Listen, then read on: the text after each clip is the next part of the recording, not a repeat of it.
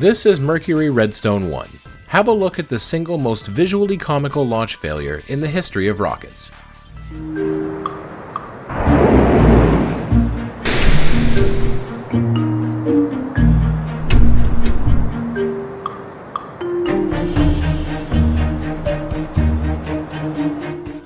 So, just what happened there? Since it goes by so fast, let's go through each action step by step. First, the engine ignited.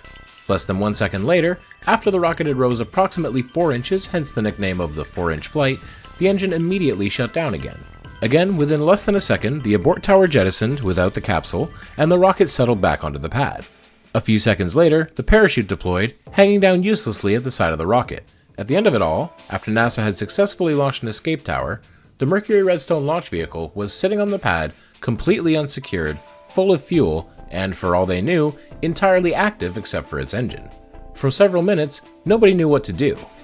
It was quickly deemed too dangerous to approach. Though the engine had shut down, the capsule still had a retro rocket package that could fire at any moment and ignite the fuel in the tanks, as well as range safety destruct charges intended to blow up a wayward rocket if necessary. Just as bad, the deployed parachute hanging at the side of the unsecured rocket threatened to yank the entire thing down to the ground if a strong enough breeze caught it.